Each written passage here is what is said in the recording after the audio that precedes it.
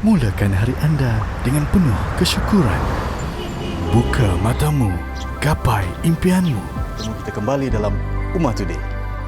Layari portal kemanusiaan, berita dalam dan luar negara. Berkongsi manfaat demi ummah, agama, bangsa dan negara. Dari ummah untuk ummah. www.ummahtoday.com.my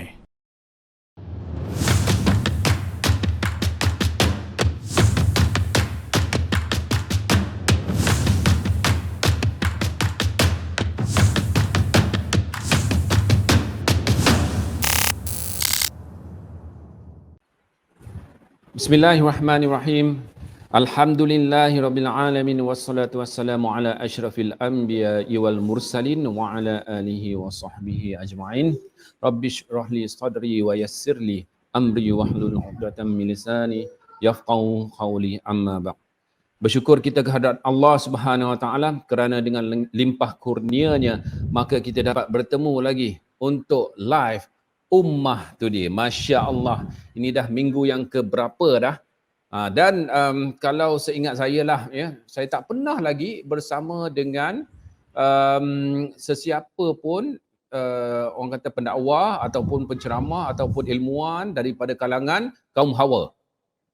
Semuanya kaum Adam je sampai sekarang ni. Tetapi adalah sekali tu dengan selebriti wanita iaitu Erma Hasmi. Jadi bukan apa.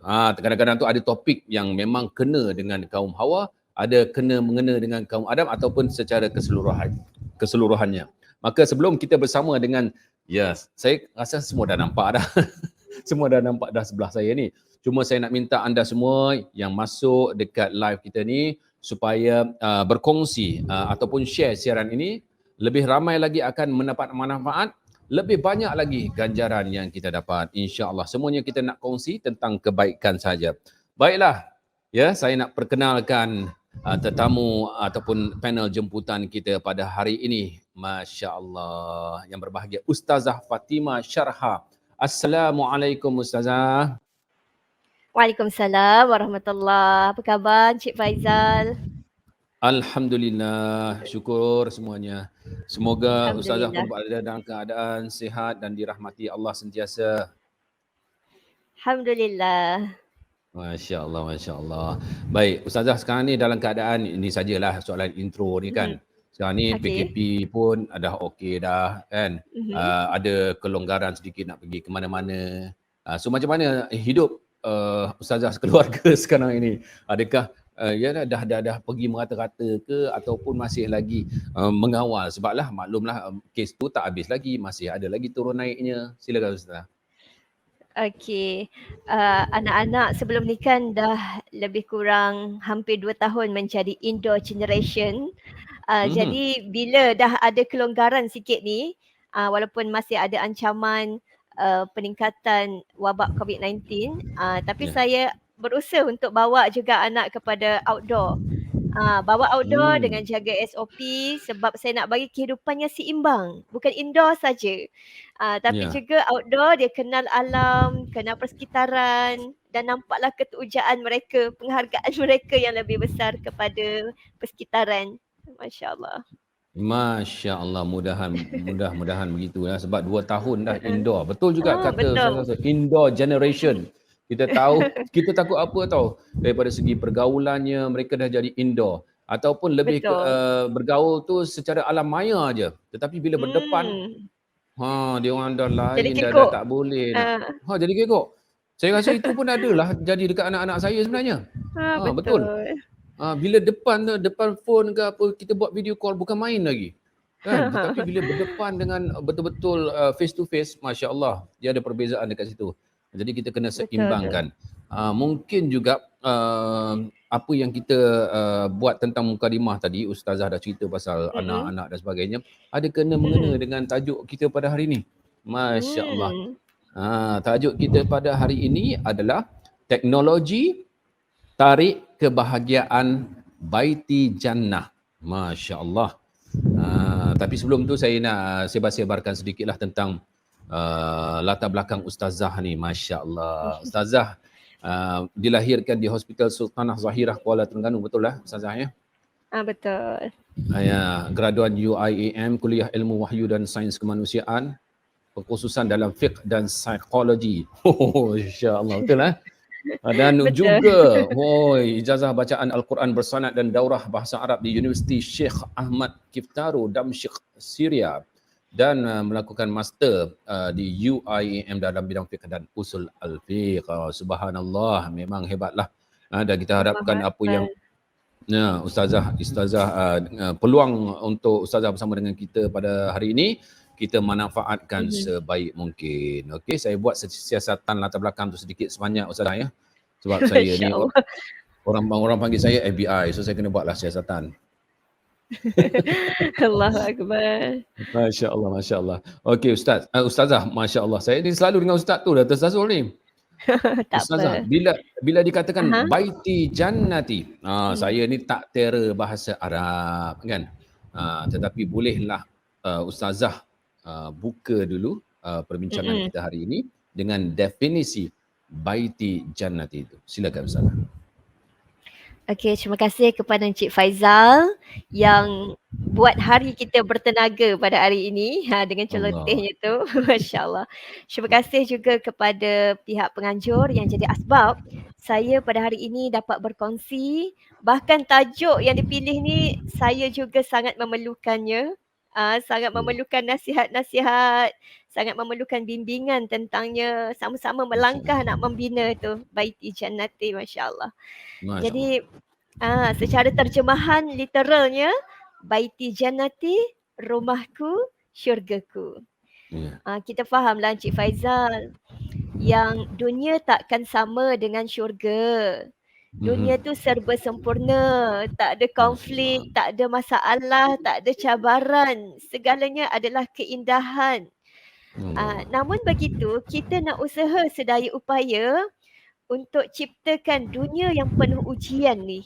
Dunia yang penuh cabaran ni ibaratnya syurga yang disegerakan. Kita cuba sedaya upaya kita nak kurangkan konflik, kita nak rendahkan ancaman, kita nak kurangkan bahaya, kita nak tinggikan kebahagiaan dalam keluarga kita.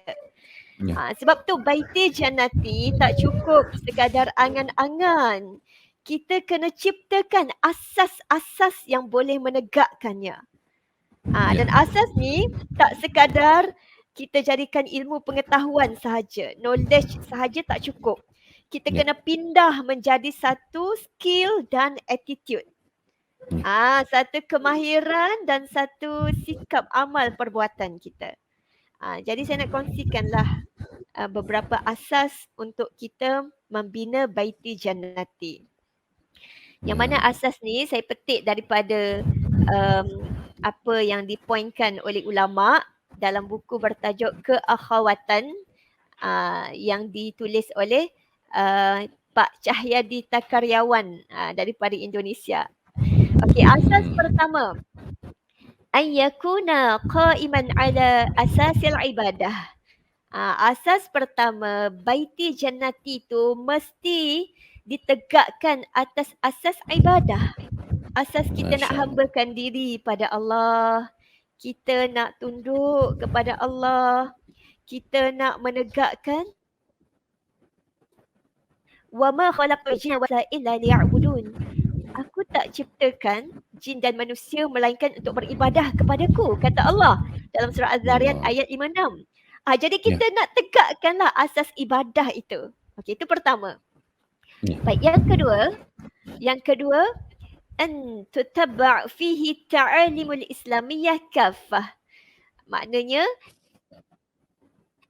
ditabiatkan, dibiasakan dalamnya ta'alim, pelajaran-pelajaran, pembelajaran, input-input Islam yang sempurna, yang ada akidahnya, semua ahli keluarga kenal Allah, yang ada ibadahnya, ada akhlak mulia pada perkataan kita, percakapan, pada perbuatan, Jadi ahli keluarga nampak di situ ta'alim, input Islam tu berjalan dalam family.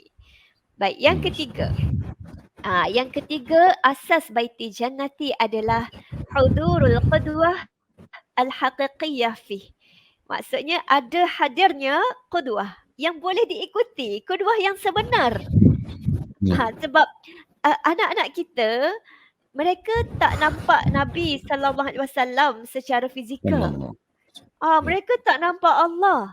Tapi siapa yang akan menjelmakan akhlak Nabi, siapa yang akan cuba untuk bagi mereka dapat faham Allah tu pengasih, penyayang, Allah penjaga mereka. Ya, siapa lagi kalau bukan ibu bapa yang menghadirkan qudwah itu? Yang cuba, memanglah takkan sama macam Nabi, jauh sangatlah. Tapi cuba, cuba kan? InsyaAllah. Baik, yang keempat,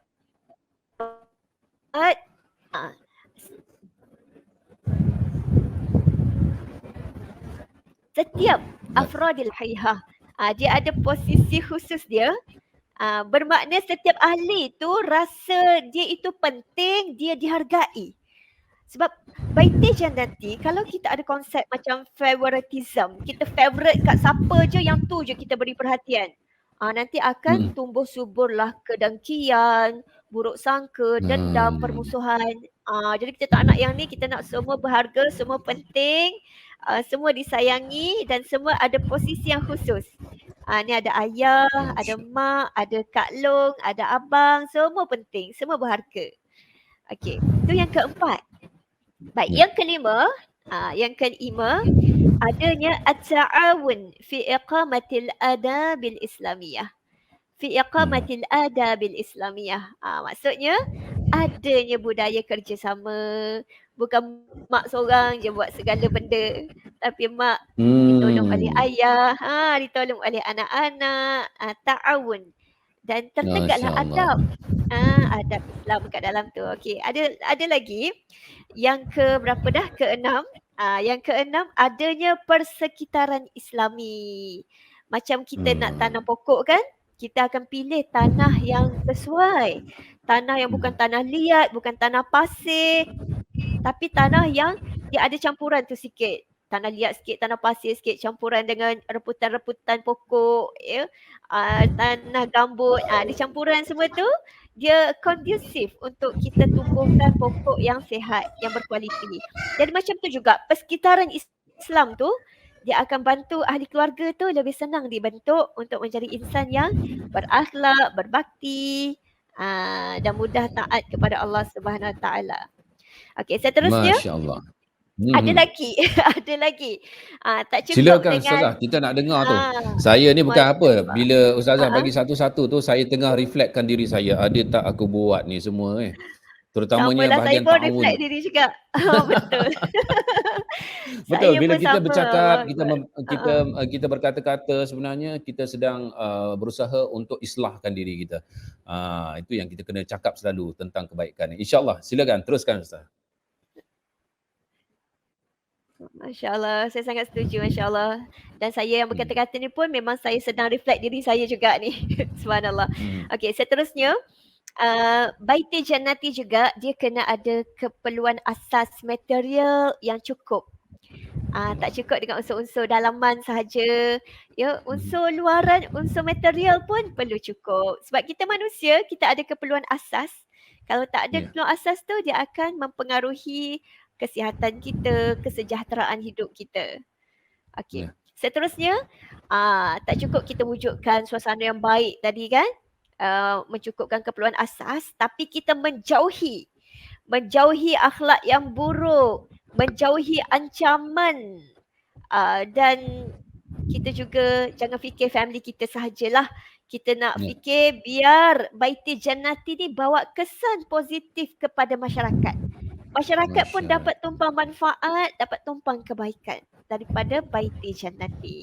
Wallahualam. Masya Allah, itu dia. Terbaik Ustazah. 8 tadi kalau saya kira 8 sebenarnya. Asas yang Ustazah dah sediakan untuk kita pada malam ini. Bagaimana kita boleh membentuk baiti jannati. Rumahku, syurgaku. Masya Allah. Ya.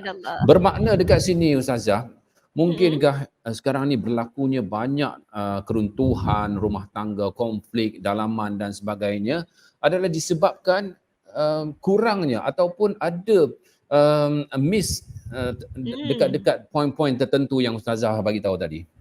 Betul. Masya Allah. Saya pun setuju. Betul. Ya. Kadang-kadang kita terleka kepada satu prioriti yang lain, sampaikan kita kurang memberi perhatian kepada salah satu checklist tadi tu, dia akan terus bawa impak. Kita nampaklah kesan buruk tu dia naik dalam family. Jadi kita kena kembali, kena cukupkan dulu checklist ni. InsyaAllah dia akan kurangkanlah cabaran yang kita lalui tu. Allah. Saya setuju Ustazah ya. Ada yang memberikan pendidikan agama tu memang betul dah cantik dah ya. Makan cara sunnah, nak tidur cara sunnah, masuk tandas dan sebagainya, semua telah diberikan, tetapi ada pula kekurangan daripada segi material. Salah satu poin yang Ustazah bagi tahu dalam checklist tadi tu ya. Itu pun tak boleh juga, dia akan sengit sebelah juga kan. Tapi Betul, ada pula yang bagi lebihkan daripada segi material, tapi daripada segi dalaman, jiwa tu tak ada. Kosong. So anak-anak semua memang terdedah kepada material, gadget dan semata-mata. Itu membawa kepada soalan saya yang seterusnya lah. Ramai sekarang ni mungkin orang kata trend sekarang lah disebabkan komunikasi dah semakin canggih hanya melalui telefon bimbit sahaja. Kalau nak katakan gadget sekarang ni banyak kepada telefon bimbit lah, sebab daripada telefon bimbit itulah yang anak-anak boleh TikTok contohnya, buka media sosial, tengok YouTube, TV sekarang dia orang tak heran sangat dah, main game semua dekat situ. Jadi apakah sebenarnya kalau anak-anak kita ni didedahkan dengan gadget pada awal usia mereka, setahun sampai ke 10 tahun macam tu, dan apakah risikonya? Mungkin juga ada kebaikan yang Ustazah nak bagi tahu, silakan Ustazah. Okey, Allahu Akbar.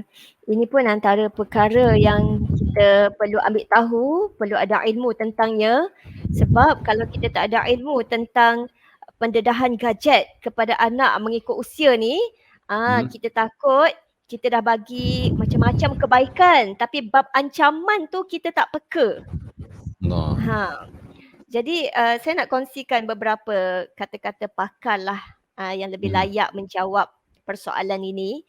Antaranya oleh Ketua Kluster Kesihatan Kanak-kanak Majlis Profesor Negara, Profesor Dr. Zabidi Azhar Muhammad Husin. Beliau kata, kalau dedahkan terlalu awal ni kepada kanak-kanak ni, pula tu dalam tempoh yang lama, dia memang akan memberikan ancaman ataupun menjejaskan perkembangan kanak-kanak tu secara keseluruhan, melihat kepada usia dia.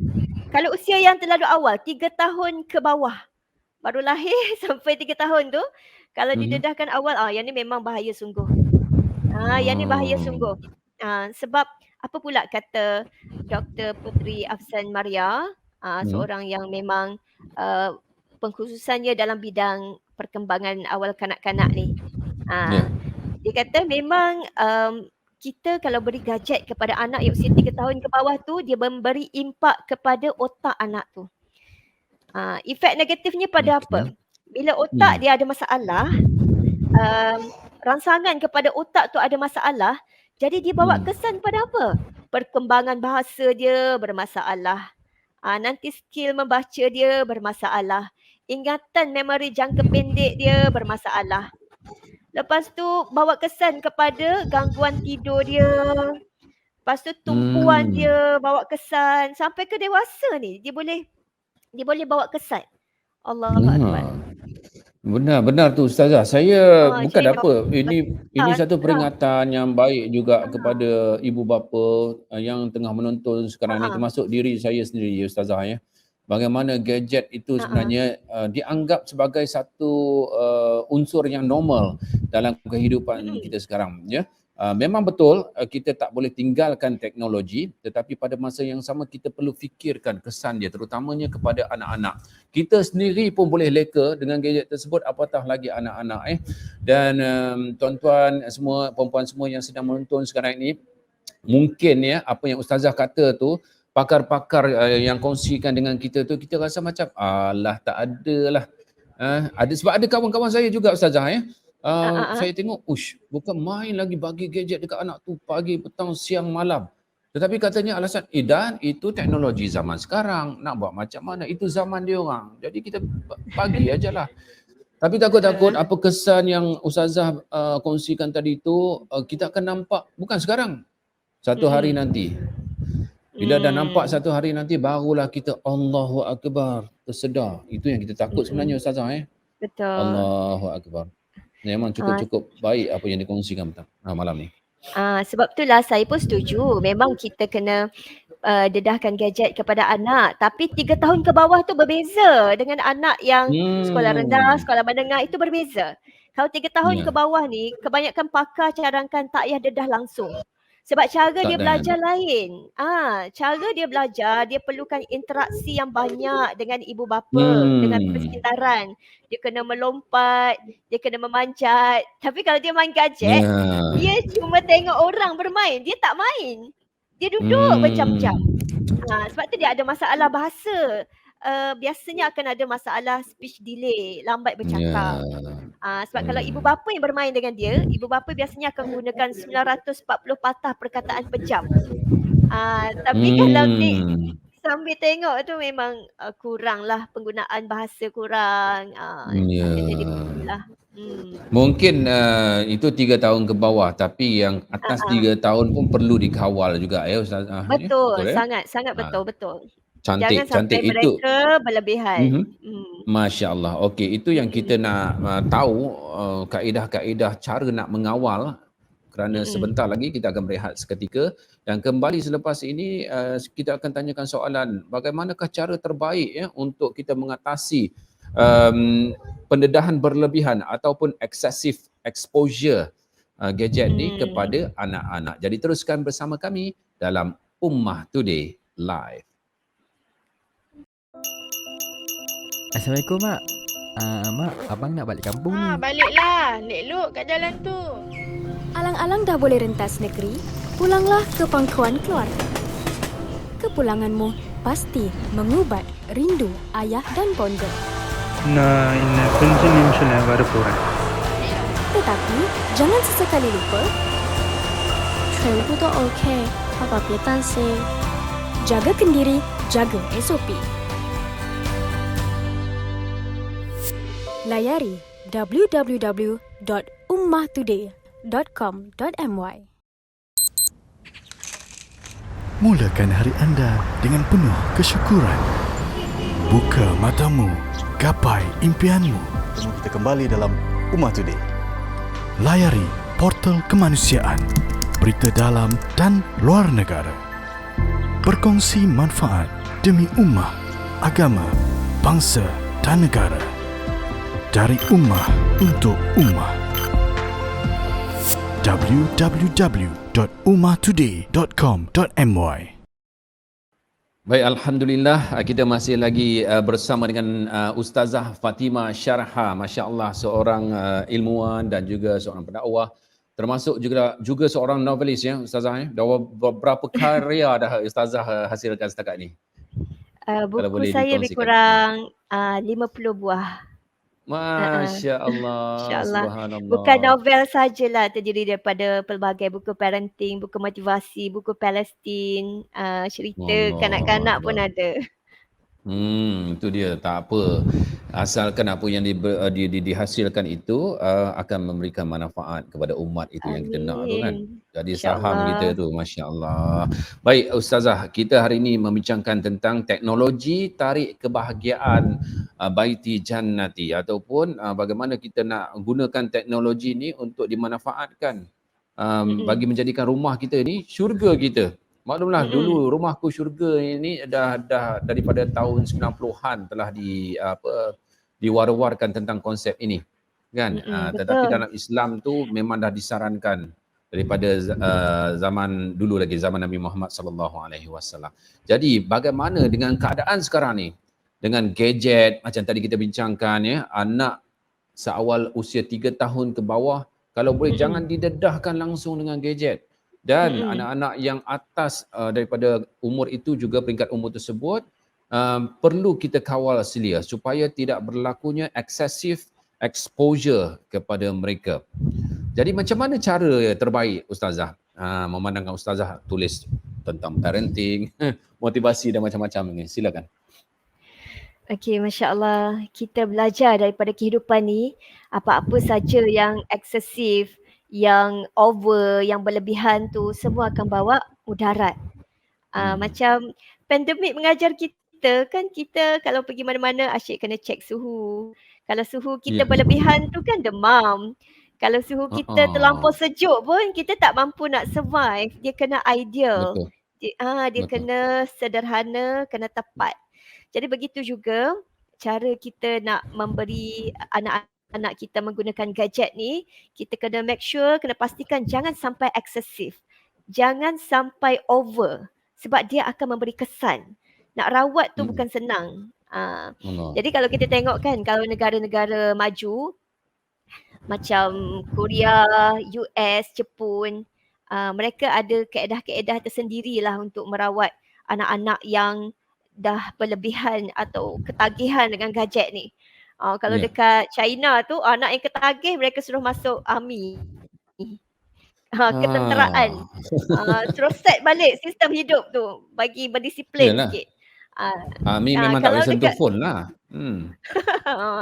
Gitulah. Kalau dekat Korea, dia suruh anak tu naik kuda dengan sistemnya yang tersusun lah. Kalau dekat US, dia Masya banyak gunakan Allah. pendekatan psikologi. Itu di pihak pakar-pakar yang buat lah. Okey, di pihak kita sebagai ibu bapa ni, macam mana kita nak kurangkan ketagihan gadget di kalangan anak-anak kita. Okey, pertama sekali, sangat penting ibu ayah yang kena kenalkan matlamat kepada anak-anak.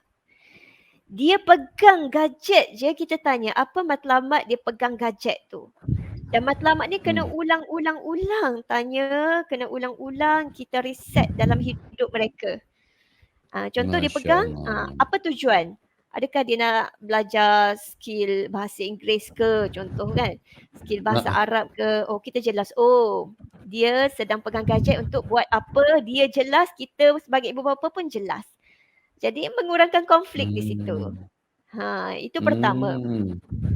Kadang-kadang sebagai reward kan, dia dah buat kerja sekolah yang cukup, yang memadai. Lepas tu kita pun bagilah reward. Okey, dia nak main setengah jam, main game sebagai reward. Ibu jelas, anak pun jelas. Saya lebih kepada yang reward tu Ustazah. Saya tak tahulah kan teknik saya ni betul ke tak. Kalau dia orang bangun solat subuh, anak-anak saya lepas subuh mengaji, buat kerja sekolah, baru bagi. Macam tu. Masya Allah, subhanallah. Sebab apa tahu? Sebab matlamat dia orang, saya tahulah untuk setakat ni main game je. Masya Allah, betul. Kadang-kadang nak suruh dia orang solat pun yang kecil-kecil kan kita kata kalau dia dah cukup solat seminggu tak tinggal kan, dia dapat reward, dapat main games setengah jam. Jadi membantu, Masya Allah. Masya Allah. Okey. Masya Allah.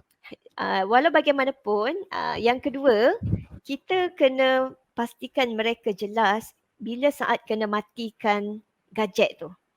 Bila saat kena matikan gadget, misalnya ketika makan, dia bermain dengan adik-beradik dia. Kalau kita sendiri pun kena tunjuk contoh lah, ketika memandu tak payahlah sambil balas WhatsApp ke kan. Kalau tengok face tu lain cerita lah. Bahaya kan. Kita pun dalam mesyuarat pun kita ada adab, bukan main dengan gadget kita. Jadi dengan anak-anak pun sama. Kita kena jelaskan ada masa kita kena matikan gadget ni. Ya, masuk bilik tak boleh bawa telefon sekali. Saya tak tahu lah Encik Faizal bagi gadget apa kepada anak. Tapi kalau saya memang saya tak bagi gadget yang berbentuk boleh pindah ke mana-mana. Macam laptop, telefon. Saya bagi PC. Dan PC tu saya sebab saya takut dia orang tak boleh kontrol. Dia orang jadi bawa ke bilik, letak bawah bantal, bawa ke toilet. Saya risau yang tu lah. Tapi kalau mak ayah dia boleh kontrol yang tu, it's okay. Kena ingatkan Saya selalulah. memang 100% memang phone. Tapi kalau dia orang ada online ataupun ialah yang tuition online tu memang Uh-uh. through laptop lah. Tapi memang Masya-Allah. setiap masa kalau dapat reward tu phone. Cuma Wah, apa yang ustazah sarankan okey. tu cukup bagus tu. Maknanya tak boleh bergerak duduk situ. Uh-uh. Betul juga kan. Jadi Allahu Akbar. saya juga letakkan PC tu dekat ruang yang terbuka, yang saya Hmm. pun daripada bilik yang saya duduk sekarang ni, tapi bila waktu saya nak berkarya, saya nak tulis tesis PhD saya akan bawa Hmm. laptop saya ke tempat yang saya boleh pantai semua anak-anak saya. Anak saya sekolah rendah tu 3 Masya-Allah. orang, jadi PC tu duduk di ruang terbuka, 3 tu dekat-dekat. So saya bawa satu meja boleh alih, saya letakkan laptop saya nampak semua. Kalau dulu kan saya berceramah Masya-Allah. online ni, saya tak duduk Hmm. dalam bilik tertutup ni. Saya duduk di ruang terbuka juga sebab sambil pantau Nah. anak-anak. Tapi bila ada masalah teknikal banyak kat Ah. situ, bising dan sebagainya, saya terpaksalah untuk masyarakat duduk dalam bilik tertutup. Tapi hadkanlah masa sejam, 2 jam. Tapi untuk saya buat karya, saya tesis, memang saya pilih untuk saya kena Allah. berada dalam persekitaran anak-anak. Supaya anak-anak sentiasa Masya-Allah. nampak dia dipantau. Kita nak bagi Adakah syaitan ni tesis susah buat kerja. betul. Dia akan goda. Research ustazah Ya? research ustazah pun pasal ini ke? Pasal parenting juga ke research tu? Research saya tentang bidang saya dakwah dan pembangunan insan, tentang Ya. strategi pengurusan diri dan keluarga oleh pendakwah selebriti wanita Oh, di Malaysia. pendakwah selebriti. Masya-Allah. Itu Masya tajuk khusus tu Allah. sebenarnya kan. Orang yang sibuk kan. Betul. Masya-Allah. Okey. Tu tapi saya Lepas saya tu, rasa silakan Ustazah. Ya. okey, yang terakhir lah. Yang terakhir, saya memang sangat cadangkan kepada diri saya dan semua supaya anak-anak kita tu dia ada aktiviti yang sihat yang dia minat. Macam taekwondo, swimming, pingpong ke, aktiviti riyadhah. Dan kita tetapkan misalnya petang-petang mesti keluar bermain, keluar ke padang tengok kehijauan, main dengan Ya. kawan-kawan, supaya kita boleh seimbangkan ya antara indoor dengan outdoor tadi tu. Wallahualam. Masya-Allah, itu dia. Saya tertarik dengan apa yang ustazah kata negara-negara maju mereka ada Aha. teknik tertentu seperti masuk army kan. Dan satu lagi berkuda ya. Kalau ikutkan Berkuda. itu antara macam berkuda ni tentu sunnah Nabi sallallahu alaihi wasallam kan. Sallallahu Jadi alaihi apa kata wasallam. kalau orang luar boleh buat sebegitu yang bukan Islam kan. Kita ni apa salahnya? Kita pun didiklah anak-anak kita dengan perkara sunnah kerana dengan dengan menerapkan sunnah dalam kehidupan kita pasti ada keberkatan. Betul tak Ustazah? Masya-Allah. Saya sangat setuju, masya-Allah. Itu yang ditunjukkan oleh pendidikan Nabi sallallahu alaihi wasallam. Kalau kita perhalusi, memang anak-anak zaman Nabi sallallahu alaihi wasallam mereka ada gaya hidup yang aktif. Mereka berlomba lari, mereka naik kuda, naik kenderaan. Mereka sangat aktif, masya-Allah. Ustazah, kalau kita tengoklah ya keluarga sakinah ni memang formula untuk melahirkan keluarga yang sakinah ni macam mana cakap dia memang perlukan pemerhatian ataupun pendekatan yang khusus lah ya daripada segi pendidikan ya sama ada daripada lahiriahnya, batiniahnya ya sunnahnya dan macam-macam lagi. Tapi dengan adanya gadget zaman sekarang ni boleh ke wujud sakinah dalam keluarga tu, Ustazah? Okey, masya-Allah. Gadget ni kalau kita analogikan macam pisau kan? Pisau ni asalnya dia tak salah pun, bahkan dia ada manfaat dia. Kalau kita guna untuk potong ayam, potong ikan, potong sayur, manfaatnya besar kan? Namun begitu, dia juga kalau digunakan untuk baling dekat orang contohnya, dia akan jadi kemusnahan. Saya pernah dengar perkongsian oleh Profesor Dr. Zulaiha, seorang yang pakar dalam bidang IT di UKM. Dia kata kalau ikutkan sebenarnya ancaman gadget tu adalah 10% saja. Manfaatnya pun besar kalau dimanfaatkan. Tapi yang 10% tu kalau seseorang dia terjebak dalam satu ancaman sahaja daripada 10% tu. Dia terjebak dalam satu sahaja. Dia akan meruntuhkan semua manfaat yang besar tadi tu. Dia terlalu Allah bahaya. Setiap Allah. ancaman tu terlalu bahaya. Sebab itulah kita kena selalu ulang-ulang kepada keluarga kita.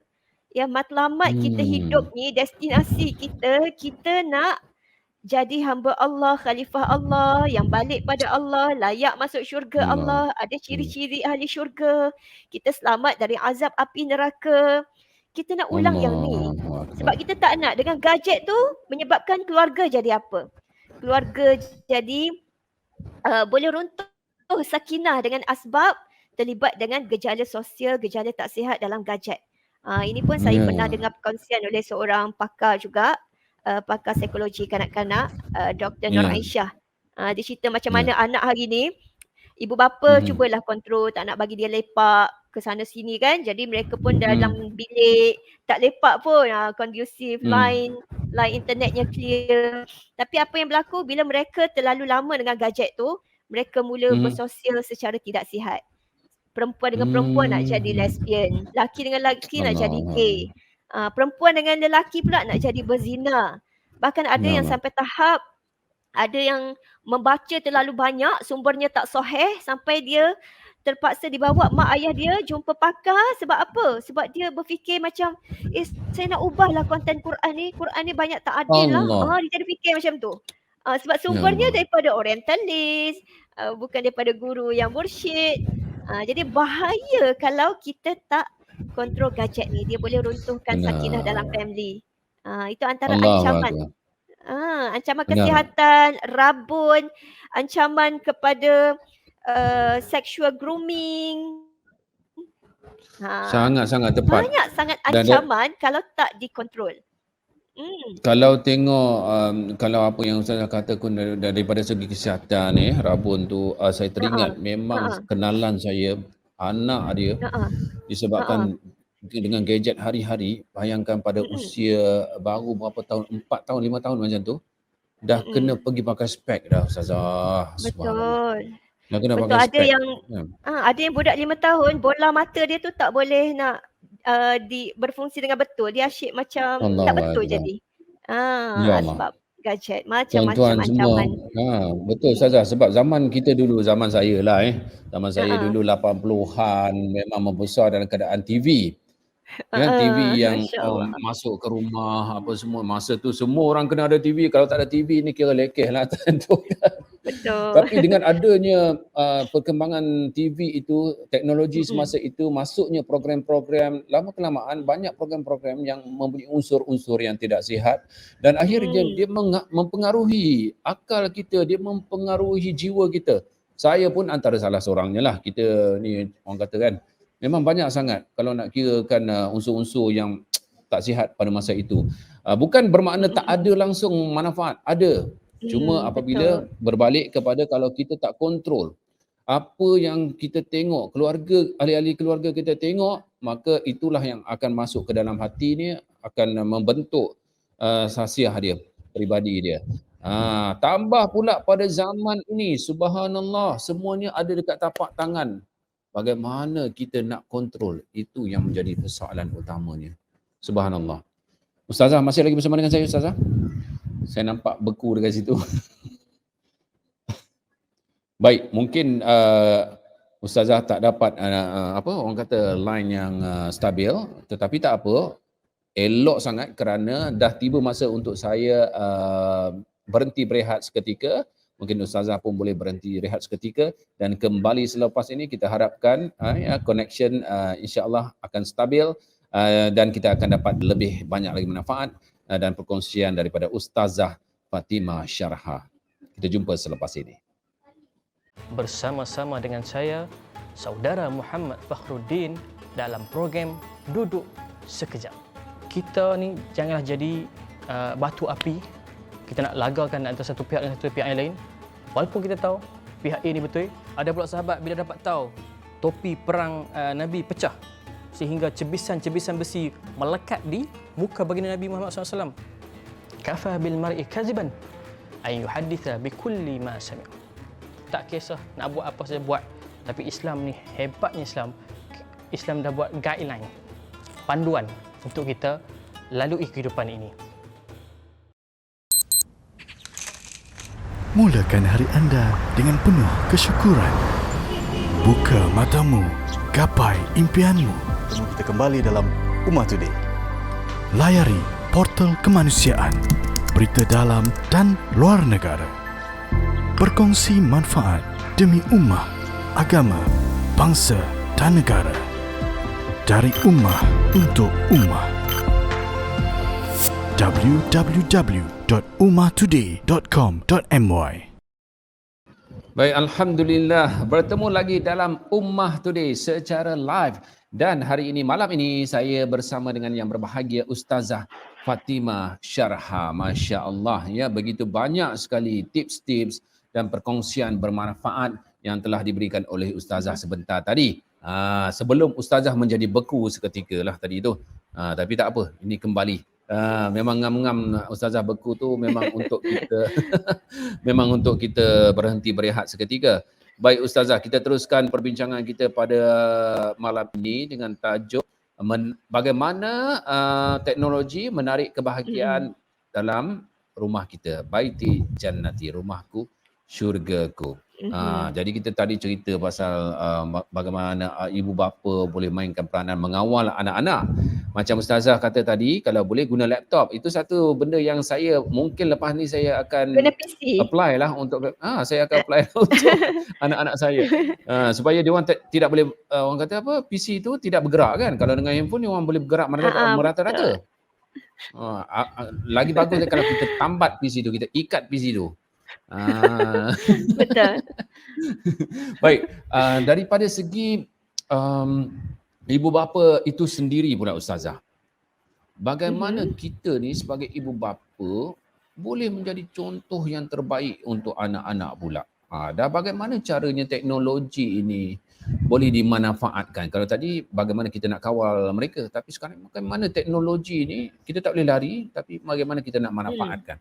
Silakan. Allahu Akbar.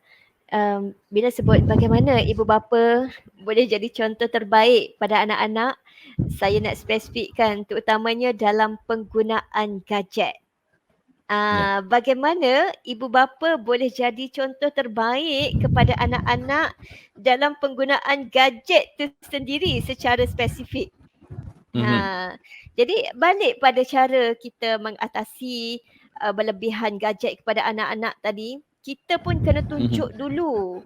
Kita kena tunjuk yang bila kita balik rumah, anak tu lebih penting, lebih prioriti, lebih berharga daripada gadget kita, daripada kerja-kerja kita. Kita tak nak anak rasa macam dia tu kerja sampingan. Tapi sebenarnya mereka itulah kerja utama kita bila di rumah. Yang ni kita perlu interaksikan dengan anak-anak kita. Kita kena cakap yang mereka tu penting. Kita buat ni sebab sayang. Kita sekat yang ni sebab sayang. Tunjukkan impak dia. Kena interaksikan. Sebab anak kita sekarang ni dia suka sesuatu yang logik, bahkan yang saintifik, cara fikir dia tu. Jadi kena tunjukkan secara logiknya, ya, dari segi perkembangan otak dia, apa berlaku, potensinya yang sepatutnya besar sangat potensinya, tapi tersekat, terjejas sebab berlebihan gadget. Jadi ibu bapa kena tunjuk dulu yang kita ni bukanlah jenis ibu bapa yang sembunyi-sembunyi telefon, lepas tu dalam bilik mandi, bilik tidur, semuanya asyik dengan telefon saja, sampai suami isteri pun terjejas hubungan tu, hubungan komunikasi tu sebab asyik dengan telefon. Jadi kita tak nak tunjuk akhlak yang menyebabkan anak kita tengok apa maknanya kita pesan kat dia untuk jangan berlebihan dengan gadget, sedangkan mak ayah pun asyik bercinta dengan gadget setiap hari. Dan mereka ni terbiar, tak ada komunikasi, mereka nak cerita macam-macam tak dapat, mak ayah sibuk dengan gadget. Jadi kita kena muhasabah diri dulu. Dan ni bukan nak salahkan siapa-siapa, tak. Ya, kalau anak akhlak buruk contohnya, kita bukan nak salahkan ibu ayah semata-mata. Sebab kita tahu memang banyak faktor.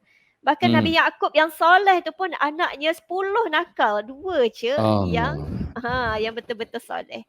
Dan kita tak nak salahkan siapa-siapa. Tapi Nabi SAW dah gembirakan kita.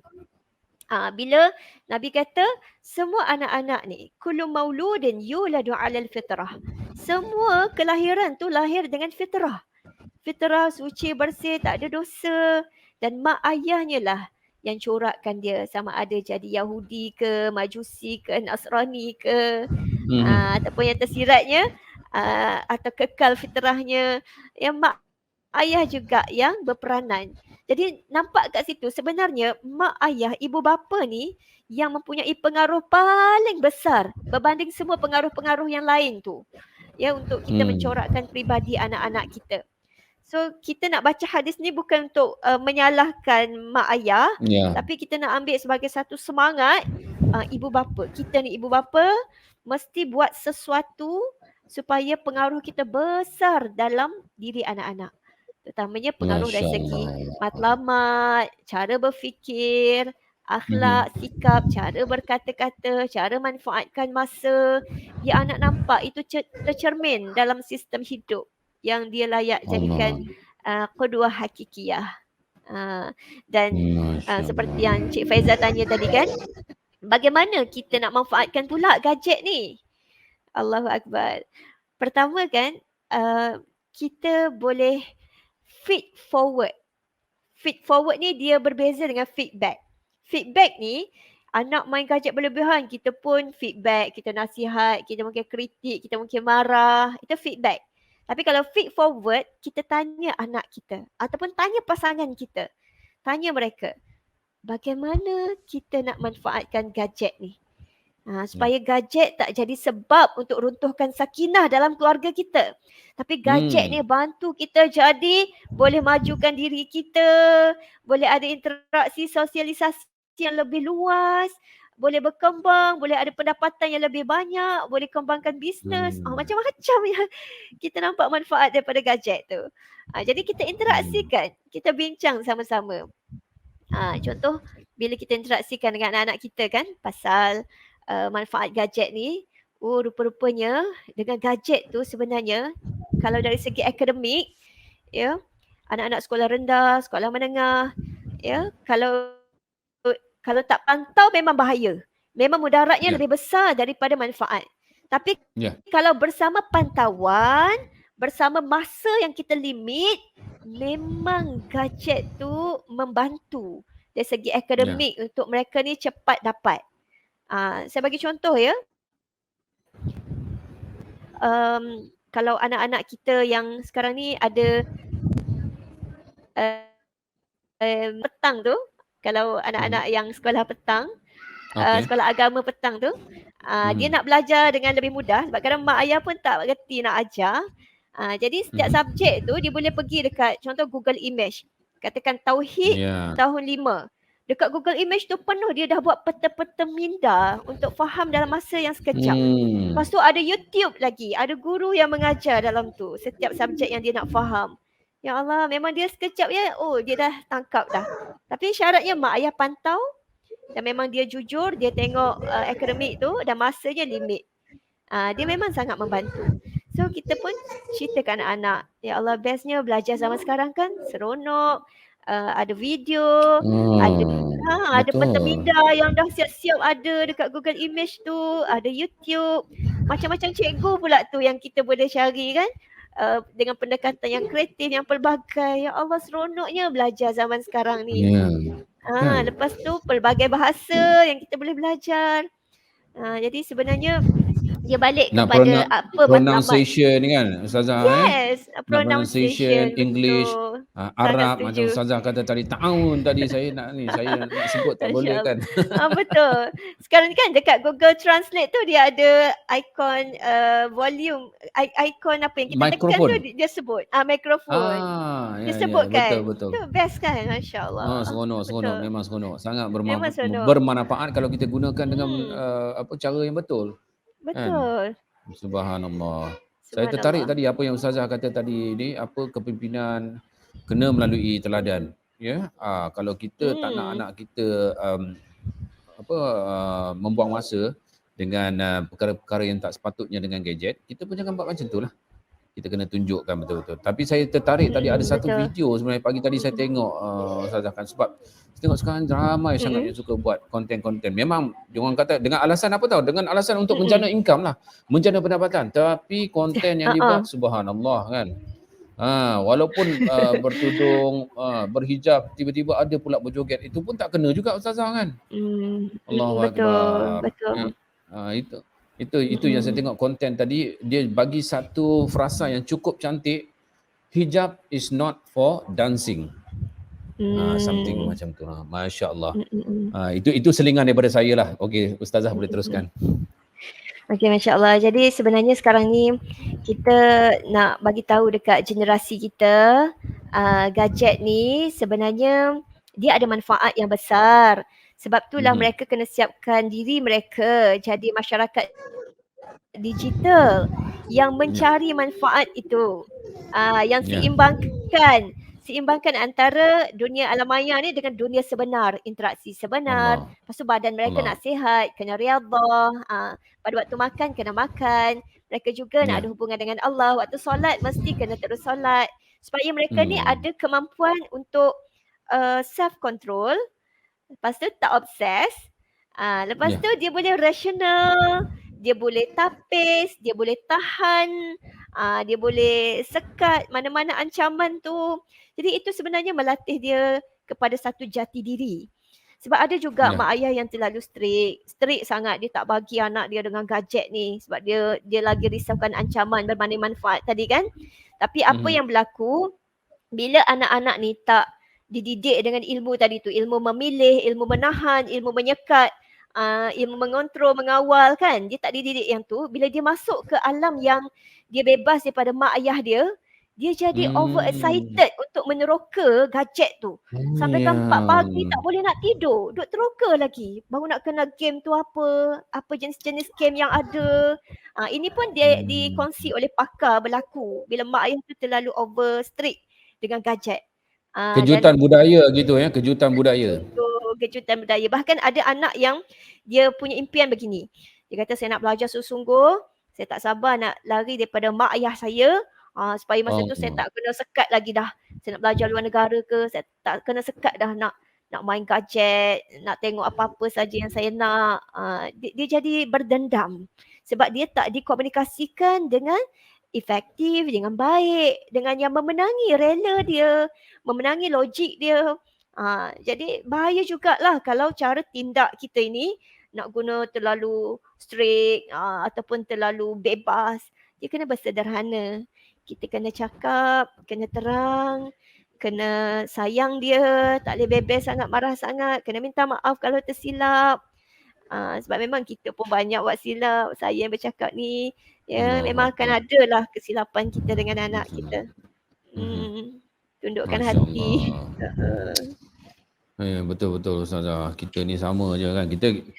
Kita cakap je. Saya ni pun pandai je nak cakap ni pasal orang itulah, orang ni lah. Tapi tiba-tiba Allah, aku pun kena juga ni banyak benda yang kita nak bertingkatkan sebagai ibu bapa ni kan. Allahu Akbar.